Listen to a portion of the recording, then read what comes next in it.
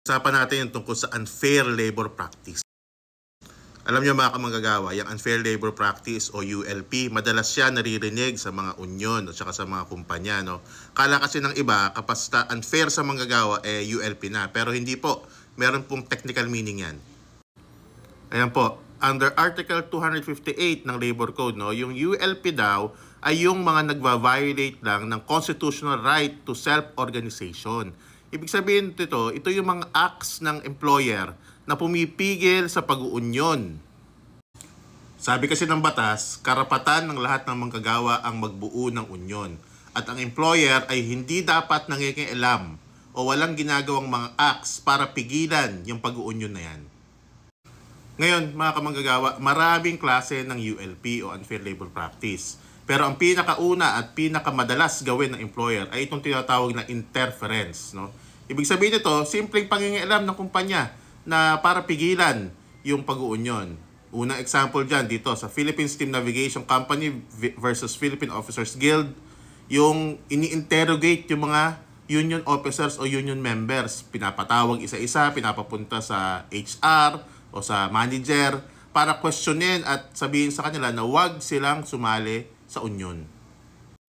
Tandaan po natin na kahit wala pang union ay po pwede maging guilty sa ULP ang employer.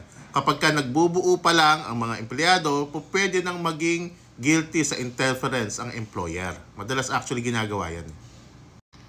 Kasi nga, ang employer, laging ayaw niyang mabuo ang union. Dahil nga kapag ka nagkaroon ng union sa kanyang kumpanya, sigurado makikipag-CBA ang union na yan at mababawasan yung kita niya sa kumpanya. Yung kanyang control din sa kumpanya, mababawasan din. Ito, medyo konkretong example tayo. Ito, nangyayari to ngayon dyan sa Diliman Doctors Hospital. No? Yung Diliman Doctors Hospital, yung mga empleyado dyan ay nagbubuo ngayon ng union. Ang ginawa ngayon ng management ng Diliman Doctors ay gumawa sila ng tinatawag na Labor Management Committee o LMC. Ang tawag niya dyan, ayan o, ECHO. ECHO. Hindi ko lang alam kung anong ibig sabihin niyang LMC, ECHO na yan. At ngayon, tingnan nyo, may nakalagay dyan sa may gilid dyan. Vote no to union. No? Ibig sabihin, naghihikayat yung management ng Diliman Doctors na wag bumoto ng union yung mga manggagawa niya. At meron pa siya mga propaganda dyan na ano daw pinagkaiba ng LMC at saka ng union. No? Actually, ginasusan pa nga ng management to eh. Ayan, no? Nagpa-print pa siya ng flyers tapos isinesend pa ng mga HR staff niya sa mga email at saka group chat itong polyetos na to para kumbinsihin yung mga manggagawa na huwag bumoto sa union. Alam nyo, medyo nakakatawa itong ano na to, polyetos na to. No? Pinapakita dito na kunwari yung pag-uunion daw makakasama pa at mas maganda LMC na lang. Alam po ninyo mga kamanggagawa, kapag ka LMC na tinatawag, no, walang ngipin yan. Ano ibig sabihin nun? Aasa na lang kayo sa kabaitan ng management. Mabait ba management nyo? Tingin nyo ba ibibigay yan kapag ka nag-beg lang kayo sa kanila?